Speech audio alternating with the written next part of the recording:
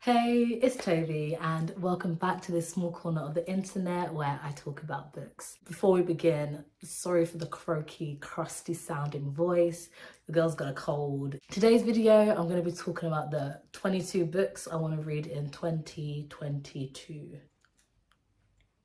I think does that make sense? Right.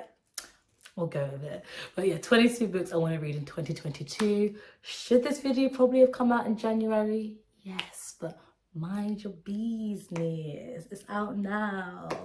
So let's get into the video. The first two books actually I've already read. I read them in January, both 5 stars. And the first one is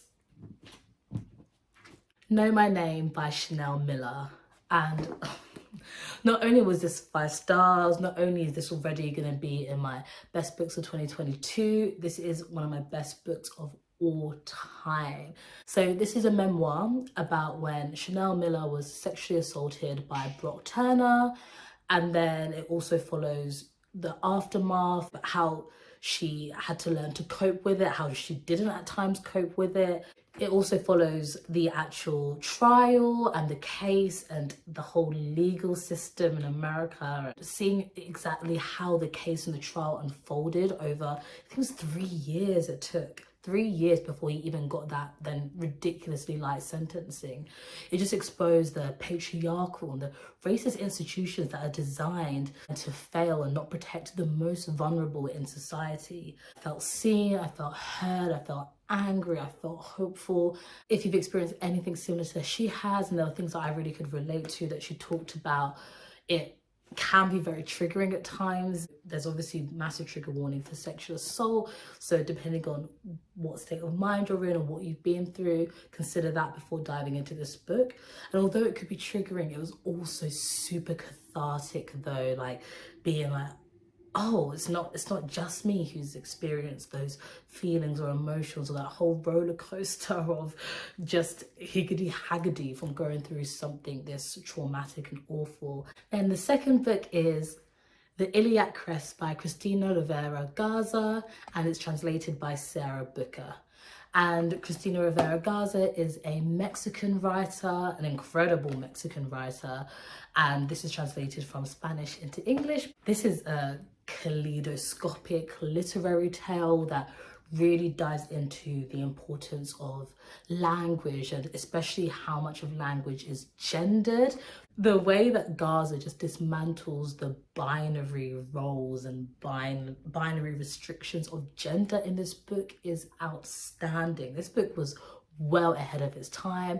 Not only does it dive into gender, but it dives into border, all these different social constructions. And the actual plot, we basically follow an unnamed narrator.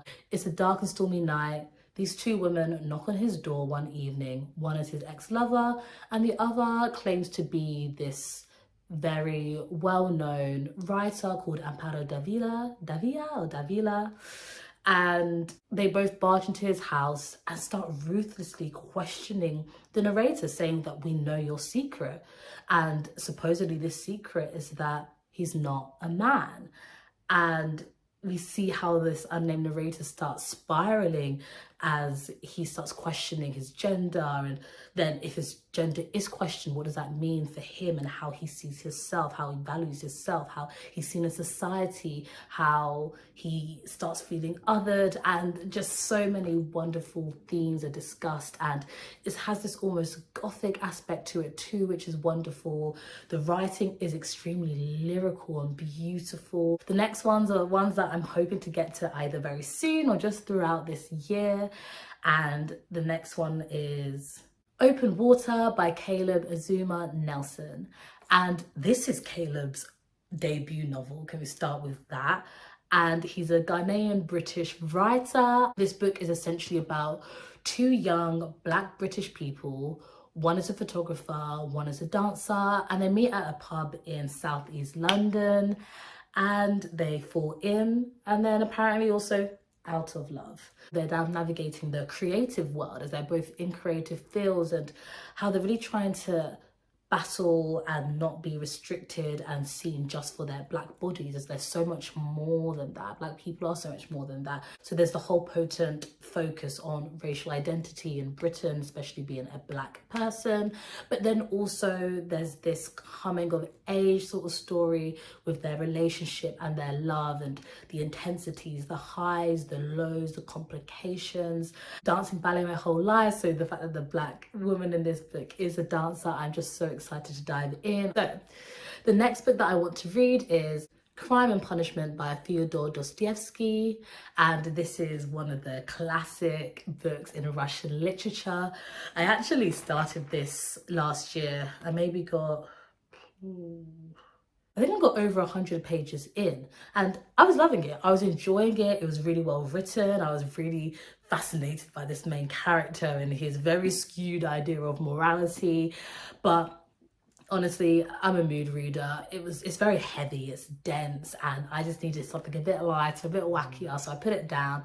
But I really want to pick this up when I'm in more of that serious mood this year. This book follows a former student who is now destitute in Russia, and he decides to murder a random person. He thinks that he's beyond moral laws, and he feels no remorse, no regret when he kills this person, until eventually he ends up in this dangerous game of cat and mouse with a detective who wants to find the murderer, and he ends up finding the noose of his own guilt around his neck. Very excited to get around to this thick boy. Oh, the next book is that book I'm actually going to be reading next, so I should be starting this tonight, which I'm excited for. And that is Cursed Bunny by Bora Chung and translated by Anton Her. And can we just appreciate this cover? So gorgeous. And then even the back, all the colors. Yeah. Bora Chung is a Korean writer, and this is translated by Anton Her from Korean into English. And this is a collection of short stories, and it spans from horror to sci-fi to magical realism. And not only is it talking about the supernatural horrors that are in the stories within this book, but it's also speaking on the very real horrors and cruelties in modern society, whether it's the patriarchy, whether it's capitalism. And I'm so excited to see how Chung will tackle that in these short stories. I'm ready to be creeped out a little bit. I'm ready for some great social political commentary. I'm sweating. Shining, shining, shining, shining. Next is also another short story collection, and that is Her Body and Other Parties by Carmen Maria Machado. And this babe, oh, she can write. The girl can write. She wrote one of my favorite books last year, which was In the Dream House. This book is a short story collection, and it's weird, it's dark, it's erotic, it's experimental, it's queer, and it's a profoundly original take on the alienation of women in society. And she uses themes of horror, magical realism, sci-fi to really tackle this issue. And I'm so excited to just dive back into her writing after In the Dream House. I've seen how beautiful, how the experimental nature just works. She makes it work. And I'm very excited to dive into this. The cover is really cool. Absolutely love it. But this color is screaming at me. It jumps out at you. I'm not gonna lie, it's kind of ruining the rainbow-ish coordination of this shelf. Anyways, that's a me problem. Next we have The Troop by Nick Cutter, and this is giving me Lord of the Flies energy. It follows these scouts from Troop 52, and they go on this camping, hiking, survival trip. And of course, this trip is on an island that's completely cut off from the mainland. Oh, what a surprise. They end up facing this terror, and to survive it means they're gonna have to fight their fears, they're gonna have to fight their elements, and eventually they're gonna have to fight each other. And that's what I'm like, it's giving that Lord of the Flies energy, you know. I've heard this book is disturbing. It is maybe not disturbing, but I've heard this book is scary. Like even Stephen King said he was scared. The horror king was scared. The next book, I am super excited, and I know I will 100% get round to this book. What Asexuality Reveals About Desire, Society and the Meaning of Sex by Angela Chen. Chen is a journalist that uses her own journey of self-discovery about being an asexual person to write a really accessible exploration of what it means to be asexual in a world that is obsessed with sexual attraction, with sexual desire, with sex full stop. And not only does she dive into what it means to be asexual and what asexuality is about, especially in our modern society, but she also shows what we can learn about desire, about attraction, about identity when we look at these things through an ace lens.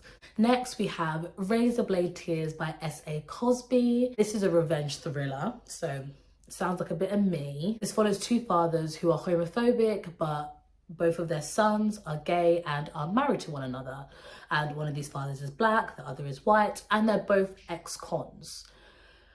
And neither of the fathers really accept their children's identity whilst they're alive. And then they're brutally murdered.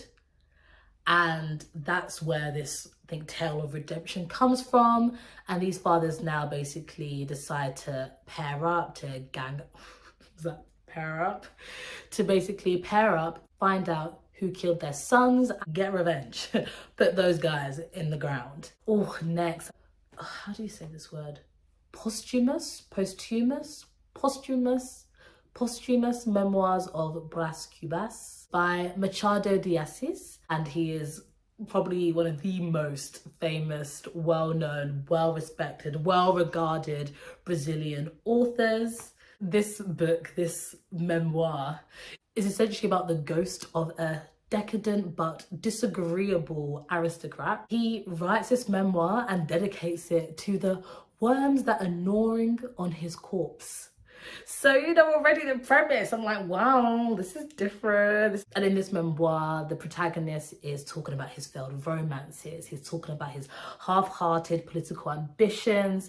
He's talking about his very ill-judged philosophies, and also complaining about the depths of the grave. So, you know, he's giving you variety. He's giving you variety. And I've only heard wonderful things about this book. Next, we have The Burning God by F Kuang, and this is the last book in the Poppy War trilogy. I'm ready for heartache, I'm ready for turmoil. I feel like I'm gonna end up chucking this book across the room at some point if she kills off any of my beloved characters. They're not fictional to me anymore. They're real. So, you know, I really hope I'm not gonna be beefing F Kuang after this book. I'm not going to talk too much about the plot because I don't want to give anything away if you haven't read the first two books. But the Poppy War series as a whole is following Rin, who is this girl, peasant girl from a southern province in the Nicara Empire, i.e. China.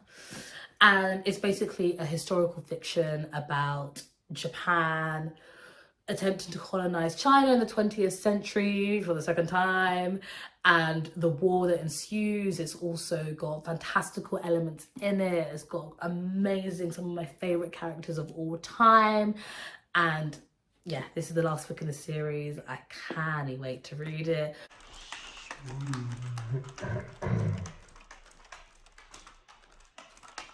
Next, we've got Frankenstein by Mary Shelley, and I really want to read more classics this year. I absolutely love The Picture of Dorian Gray by Oscar Wilde last year, and this is one I feel like could be a little bit of me with the gothic nature and whatnot. And first, can we start off with the fact that Mary Shelley was 19 when she wrote this? This is a gothic novel. It's essentially a deep dive into what does it mean to be human, and also the potential and the dangers of scientific progress, and also the limits of human creativity, or maybe what should be the limits of human creativity. I think it focuses more on Victor, who creates Frankenstein, as opposed to Frankenstein itself.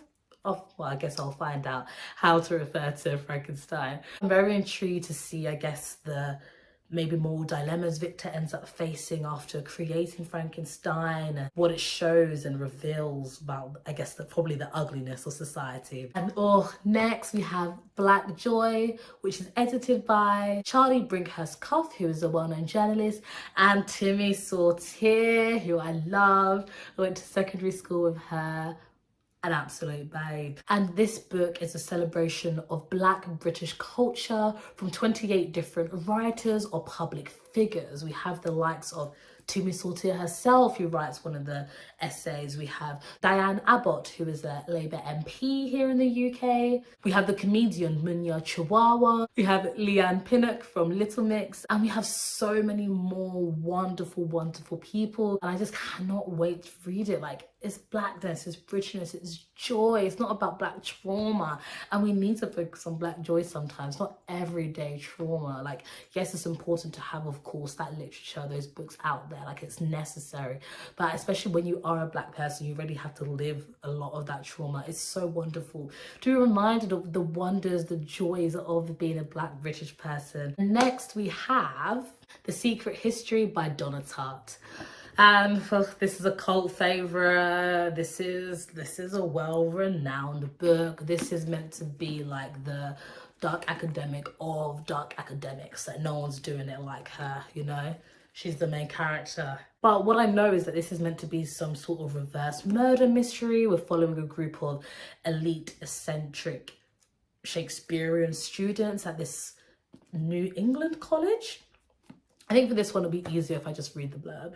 Under the influence of their charismatic classics professor, a group of clever, eccentric misfits at an elite New England college discover a way of thinking and living that is a world away from the humdrum existence of their contemporaries. But when they go beyond the boundaries of normal morality, their lives are changed profoundly and forever. Dun, dun, dun. And then next is Jade War by Fonda Lee. And this is the second book in the Greenbone Saga trilogy. I read Jade City last year, which I absolutely loved. Easy 4.5 stars. And again, I won't give too much of the plot of this specific book because if you haven't read Jade City, I don't want to ruin that for you. But the Greenbone Saga as a whole follows the Cool family, Cool family in the island of Kekon. And this saga is about family, it's about honor, it's about Jade. And jade is a stone that only people from certain bloodlines are able to wield its powers.